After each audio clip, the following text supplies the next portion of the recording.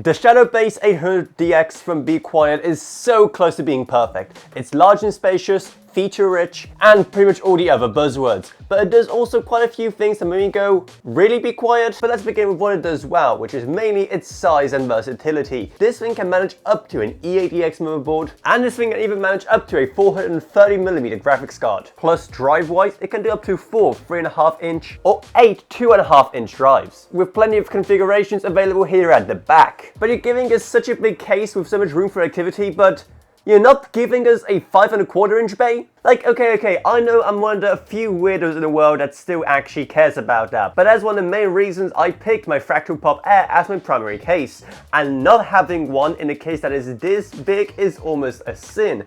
The space where it would go in a rational world at the bottom is instead taken up by an additional fan mounting spot, which while definitely nice to improve airflow and all, I don't think this case needs any more of that, because it already supports up to 3 140mm or 3 120mm fans at the front and at the top. And yes, you see that right, that is up to a 140mm fan at the back as well, meaning that this thing can definitely move some air. So while it does come with 3 rather good Be Quiet fans pre-installed, it can fit a lot more than that. And a lot of fans also means a lot of cables, and thankfully there's adequate space at the back to actually cable manage it all. The kind of central channel where most of the cables will be going will still be kind of full, but that's kind of the case in most PCs. Plus, one of the things that's kind of limiting the space for the cables at the back, but not by much, is actually this thing. Yes, you said correctly, there is a soundproof panel on the rear side panel for this case, which is a nice touch, I guess, but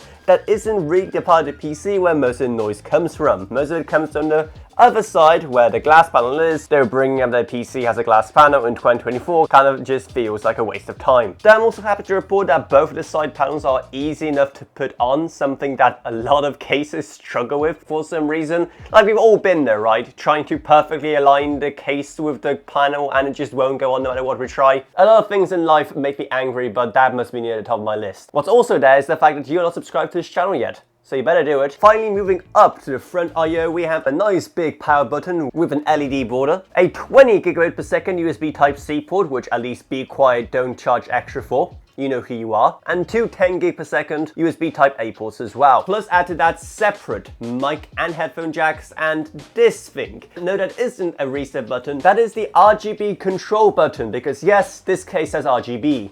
Even Be Quiet have fallen victim. Don't get me wrong, it's some pretty nice and tasteful RGB at the front of the case with these 2 vertical bars, and the button allows you to switch between not quite all the colors of the rainbow, but most of the important ones, in various static and animated modes. And hey, you can set it to purple, my channel's color, so what else do you need in life? I don't know, maybe a reset button? I don't get this trend in PCs nowadays. Why aren't you putting reset buttons on your cases nowadays, and instead focusing on stuff like RGB controls on the front panel instead? Like, we perfected the reset button something like 30 years ago. Why are you trying to change that now? Being worked up about reset buttons aside, it's just one of the things that makes this case fall just short of being perfect, because there's really not much else you'd want for a modern case. It has great airflow, great features, and it just looks absolutely fantastic. It has a kind of signature Be Quiet industrial look going on, but still very modern and clean. However, nowadays your options for things that will match this kind of style are becoming kind of limited.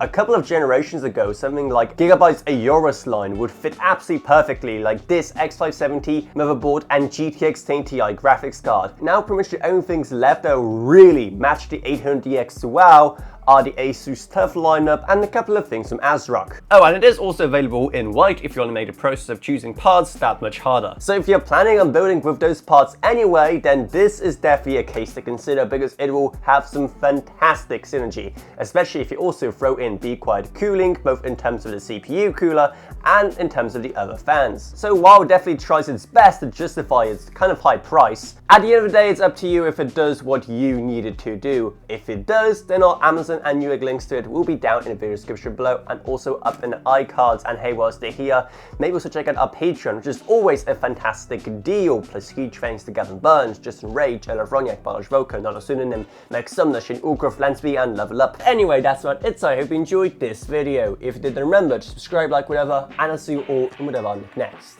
Goodbye, everyone. Goodbye.